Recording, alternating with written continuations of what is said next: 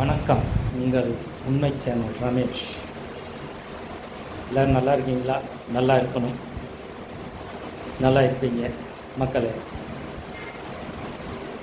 இப்போ நமக்கு ஒரு சின்ன விஷயம் தானே, தாவேக்கா ஆட்சிக்கு வந்துருச்சு.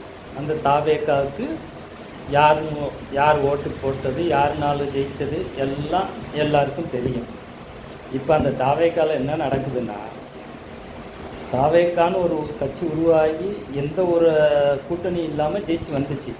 இப்போ ஏன் தேவையில்லாமல் அடுத்த கட்சிக்காரங்களை சேர்த்து அடுத்த கட்சியை பிரிக்கிறது, உங்களுக்கு பிரச்சாரத்துக்கு வர்றேன் எல்லாம் செஞ்சு, இது எவ்வளோ ஒரு கேவலமான விஷயம். ஏன் இப்படி தலைவர் செய்கிறாருங்கிறது ஒன்றுமே தெரியல. நாங்களாம் ஓட்டை போட்டுட்டு உக்காந்துக்கிட்டு இருக்கோம்.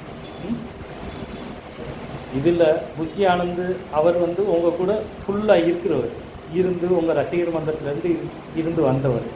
இப்போ ஆதவர்ச்சினா எல்லாத்தையும் உள்ளே இழுக்கிறாரு. நாளைக்கு பாருங்கள், இது பெரிய பிரச்சனையாகி உங்கள் கட்சி 2 ஆகுதா இல்லையான்னு மட்டும் பாருங்கள். இப்போயே சின்ன இது வரும்போதே அதை கிள்ளி போட்டு ஆதவர்ச்சினாவை அடக்கி வச்சு, இல்லை ஆதவர்ச்சினாவோட மினிஸ்டர் பதவியை பறிச்சிங்கன்னா எல்லாம் சரியாகும். புஷி ஆனந்துங்கிறவர் உங்கள் கூடையே இருக்கிறவர், உங்கள் வளர்ச்சிக்கு உறுதுணையாக நின்றவர். ஆதவர்ஜுனாங்கிறது இடையில வந்தாள். அதனால் அந்த ஆளை நம்பாதீங்க.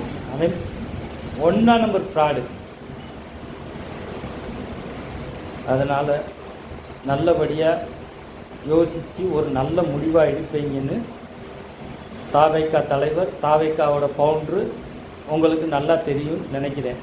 உங்கள் கட்சி உங்கள் ஆட்சி, இதில் நமக்கு ஒரு இதுவும் கிடையாது. நம்ம சொல்கிறத சொல்கிறோம். ஏன்னா அவங்க எப்படிங்கிறது உங்களுக்கு தெரியாது. நீங்கள் வெளுத்ததெல்லாம் பாலுன்னு நம்பிக்கிட்டு இருக்கீங்க.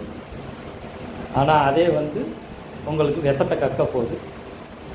நல்லபடியாக இருங்க, நல்லபடியாக ஆட்சி பண்ணுங்கள், நல்லது மக்களுக்கு செய்யுங்க. உங்களை நம்பி வந்த தம்பி தங்கைகளுக்கு நல்ல வேலை வாய்ப்பை உருவாக்கி கொடுங்க, நல்ல கல்வியை கொடுங்க, முதல்ல நாட்டில் நல்ல மருத்துவத்தை கொடுங்க.